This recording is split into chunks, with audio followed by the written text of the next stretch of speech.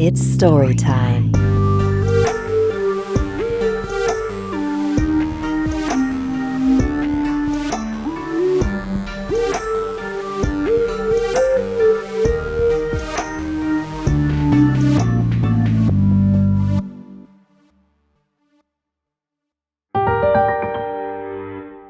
The War, dedicated to Colonel Marciano Calderon and Dorotea Calderon. I'd always known that my great-grandfather, Marciano Calderon, Mars for short, died in World War II, but I didn't know much else. Then, a few weeks ago, I was texting with my mom about my podcast, and she asked if she ever told me the story of how they found Lolo Mars's body. She hadn't, and so my mom reached out to her aunt, my Lola Terrie, to make sure she had all the details right. Then, she emailed me my great-grandmother's memoir, page by page, so I could also get her perspective of the story. And so, with my grandmother and Lola Terrie's permission, I'd like to tell you a story of the brutality of war and of my great-grandfather's last moments, as told by my great-grandmother, with some edits for clarity. We were in the cathedral attending the Mass for the Feast of the Immaculate Conception when we were shaken with the news that the Japanese bombed Pearl Harbor in Hawaii. We all looked at each other, tongue-tied. We cried and prayed. After that, the people left the church in a daze, not knowing where to go or what to do. Mars and I went to the grocery store to stock up on canned goods, but for how long? We packed up our clothes and other things that could be carried in the car. People were instructed to travel back to their hometowns. Those from the city remained. We decided to stay with my family and settled on a piece of land owned by my parents. My mother Barbara was already a widow since 1936. With us were my sisters, Profecita and Felina. Mars returned every weekend to bring us food and money before going back to his station. After almost a year of such a dreary life in the mountains and with the constant threat of a Japanese invasion, I could not help thinking, what if one day Mars could not return home anymore? Around 1942, Colonel David and Colonel Fenton were in a cave called Bartolina in the town of Toledo. This was where the Army headquarters were hidden. They received orders from General MacArthur to disband and to transfer the headquarters in the mountains and said his famous words, "I shall return." My brothers were all officers in the Philippine Army. Soon, the soldiers and officers became restless, and they decided to reorganize under the command of Colonel Fenton and Colonel David. They formed the Southern Cebu sector. My brother, Colonel Luis Hacosalem, was the overall commander as well as the commanding officer of the Damonhog quarters. The reorganized army forces took command of the local government and all towns to the south of Cebu Island. In order to avoid espionage, the army ordered all people to return to their hometowns immediately. Those who refused were to be punished by law. Some officers were head over heels drunk with their new power and feelings of superiority and abused their authority. This was how the husbands of the Melgar sisters met their tragic ends when they were shot to death after refusing to vacate the city immediately. One night in 1942, the officers, soldiers, and civilians went down from the mountains to town in order to celebrate the first Friday of the month. Unfortunately, at 3 a.m., before the Mass was supposed to start, the Japanese entered Damonhog by way of the seashore. I quickly gathered myself and the children and boarded our car with Mars. The car was pushed by our soldiers. One of our soldiers was rumored to have extraordinary powers, and so we were able to get away quickly, undetected by the Japanese soldiers amid all the panic and mayhem. There was a lot of confusion and screaming as people made their way back to their hiding places in the mountain. My brother Luis, in his effort to defend the town, was stabbed and bleeding to death. His eldest son, Joel, who was about 4 years old, pressed on his wound, by lying down on it. People who saw this unfortunate situation helped them, and they were able to escape to Bohol with his wife's family. From our hiding place in the mountains, we made our way to Barrio Candanaay, where Mars's relative Crispin Chan lived. I will always remember the rough seas we had to endure during the dangerous crossing. It was made even more uncomfortable because I was 3 months pregnant. When we arrived, we lived in a house built along the side of a mountain. The Japanese officers offered cash rewards to Filipino soldiers who could lead them to the capture of other Filipino officers and soldiers. One army officer, Deogracias Regis, whom we used to call Gasing, knew about our hiding place. He employed our cook, Sinto, to guide the Japanese to where we were. 2 days before Christmas, on December 23, 1943, the evil Gasing Regis tricked Mars into hiding further up in the mountains because the Japanese were marching towards our place. But it was a trap. We were surrounded by Japanese soldiers. Mars, upon seeing Sinto, shouted, "So, you are the Judas that led the Japanese." All of our firearms were confiscated. We were quickly identified because of our family picture, which showed Mars in his uniform. We denied that any of the other people with us were soldiers, and we faced our ill fate alone. We were tied together with a rope, starting with Ellen, who was 6, escorted by a Japanese soldier, followed by Teresita with another soldier escort, and then myself with escorts on my left and right, and then Mars, who was tied to the other end of the rope with 2 guards beside him. We were made to walk from Barrio Lambog to the town of Bajan. The poor young girls trembled with fear, but marched without complaint, tears constantly flowing from their eyes. Whenever we stopped to rest, Mars was tied to a tree, like a dog.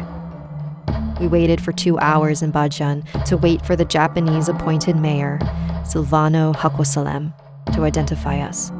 He happened to be my nephew, and we were taken to his house under his custody. Mayor Hakosalem released me and the children, but my husband was brought to the Japanese headquarters called Kempitai, which was housed in Cebu, where he was kept in isolation. I decided to go back to Cebu with the children to be closer to Mars. Tining, the head nanny of our household, and my 2 sisters accompanied me. On September 16, 1944, the Americans came. They started bombing the Kempitai and the whole city of Cebu. My husband escaped from the Kempitai, and he ran towards the direction of our house. When I heard that they bombed the Kempitai, I ran towards it. Miraculously, we found each other midway. We ran through a series of air raids that sounded like thunder and lightning. We walked, ran, rolled, and jumped, trying to escape the bombs. At this point, I was already going into labor pains. When we stopped to rest, we ran into Tining and the children. Another miracle. We continued on our way back to Damanhog, passing hordes of Japanese soldiers. By the time we reached Pardo, several cities before Damanhog, Mars was able to hire a karamata, a carriage led by a water buffalo, for me to ride on.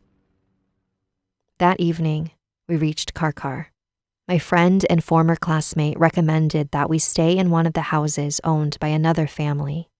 Now, everybody knew that this house was haunted, even before the war. But we were tired, and I was in labor, so we really had no choice but to settle in this house for the night. Dr. Enriquez helped me deliver a healthy baby boy. From the haunted house, we moved to a small nipa hut. Mars got a priest and had our first baby boy baptized, Francis Salvador. He was named Francis after the patron saint of Damanhog, and Salvador because he was saved from the Japanese. With the help of Tining, we roasted a pig and had a small celebration amidst all the death and destruction. On the evening of September 22nd, Filipino soldiers came to our house, passing through doors and windows looking for Mars. We almost got stepped on since we were sleeping on the floor. They said they were sent by Colonel Fenton to get Colonel Calderon and bring him to the general headquarters. Mars, without much delay, rose to his feet, got dressed, and brought his .45 caliber revolver. He bade me a hasty goodbye, kissed the children, and told us he would be back soon. "Take good care of the children," were the very last words he said to me. This was the last time we saw Mars alive. Lieutenant Lopez, a close friend of Mars who was in charge of the Karkar Army unit, gave us the best care and protection while Mars was away. My sisters gathered the children around the vicinity and gave classes free of charge. The grateful parents, in return, brought us chicken and eggs, vegetables, and bananas. Tining joined the classes, and that was how she learned to write. Innocently, I kept sending food and clothes for Mars, thinking that he was still alive. In May 1945, peacetime was declared. My husband had still not returned. We continued with our daily life, not knowing what really happened to Mars. One time, Mars's mother Salsa called us to find out why Mars had not returned yet. We tried to humor her and told her that he was busy with his army duties. In the course of conversation, she mentioned that she would not be able to rest in peace until she found out what happened to her son. By this time, Salsa was in a wheelchair, and one day, inexplicably, she fell down the stairs and was in critical condition. This prompted an immediate search for Mars, dead or alive. Mars's younger brother, Tulay, searched all over for any clues, but was not having much luck. It had been many years, after all. Then Tulay was ready to give up, but he decided to go through a rice field. With his cane in hand, he carefully walked through. The end of his cane struck something in the ground and shot liquid onto his face. He wiped it away with his hand and realized that it was blood. He called over the other searchers, and they began to dig at the spot where his cane hit. Eventually, they found a skeleton. Inside the skull was a perfectly preserved brain. On its ring finger was a wedding ring with my name on it. It was Mars. We arranged a funeral to bury his remains. Shortly thereafter, Salsa died and was buried beside him. Later, we found out that one of the soldiers, Captain Acibes, who had a grudge against Mars, was the one who had him executed. And according to witnesses, when they had told Mars to face his back towards his executioner, he refused to die in such a cowardly way and faced the gun. With Mars gone, my life was so lonely and desperate. I had sleepless nights. If it were not for the children, I would have ended my life. His last words, "Take care of the children," were ringing in my ears. I somehow found the strength to carry on the hard cross that was left for me to bear. One time, when Salvador was 2 years old and sick with a high fever, he told Tining, "Mama Tining, Daddy was here. He sat here by the bed and he was smiling. Where is he now?" Tining, desperately trying to hold back tears, answered him, "He was only visiting. He'll be back soon."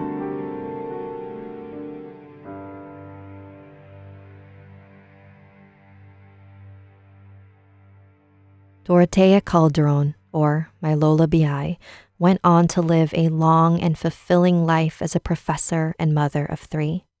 I had only interacted with her a handful of times as a child, before she passed away at the age of 92. I regret not having gotten to know her better while she was still alive, but as my therapist said, when you're a kid, learning about your ancestry isn't vital to your development and survival, so that interest in hearing your elders' stories doesn't settle in until you're older. But working on this podcast has taught me that death is never the end, and I look forward to reconnecting with my Lola in the future. Thanks for joining me today. If you like what you heard and would like to support this independently run show, consider becoming a member of my Patreon. Visit patreon.com/storieswithsapphire to see the different tiers and perks, like live watch parties or private tarot readings. What stories have your ancestors passed down to you? Email me at storieswithsapphire@gmail.com. Salamat and good night. Stories with Sapphire is created and produced by me, Sapphire Sandalo. Special thanks to my grandma and her sister Terrie for allowing me to share this story. Music written by Sapphire Sandalo. For more information on this episode, visit storieswithsapphire.com.